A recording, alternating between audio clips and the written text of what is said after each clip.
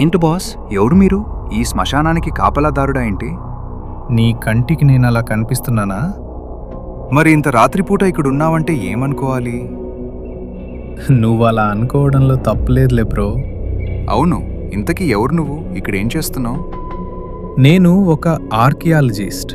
పురాతన వస్తువులను సేకరిస్తుంటాను. ఒకరోజు నేను అన్వేషణలో ఉండగా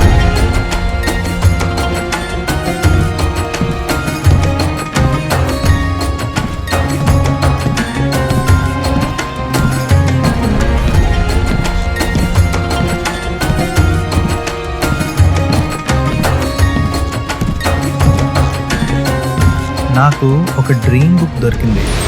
ఆ బుక్ని చూడగానే అది నన్ను ఆకర్షించింది. ఇక నేను ఆ బుక్ని చదవటం మొదలుపెట్టాను. ఇక ఆ రోజు నుంచి నేను నిద్రకు దూరం అయ్యాను. ఆ తర్వాత ఆ బుక్ని ఒక బాక్స్లో పెట్టి దూరంగా వదిలేశాను, కానీ అది మళ్ళీ నా దగ్గరికే వస్తుంది. అలా ఆ బుక్ వల్ల నేను ఈరోజు ఇక్కడున్నాను. అంటే ఆ బుక్ని తెచ్చింది నువ్వేనా? అవును. నేను దానివల్లే ఇక్కడున్నాను. ఇక్కడినక్కడ నుంచి బయటపడే మార్గం ఏంటి బ్రో? అదే ఉంటే నేను ఎందుకు ఇక్కడుంటాను? నువ్వు ఆవేశంగా ఆ బంగ్లాలోకి వెళ్తున్నావు కదా, అసలు అక్కడ ఏముందో తెలుసా? నువ్వు ఊహించలేనన్ని దయ్యాలు.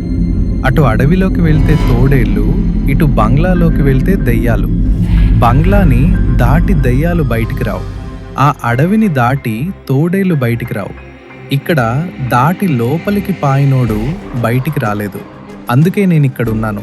నా బాడీ అక్కడ కోమాలో ఉంది. అంటే ఇప్పుడు నా పరిస్థితి కూడా ఇంతేనా? అవును. అయితే ఇక్కడి నుంచి మనం బయటపడలేమా? బయటపడటమా?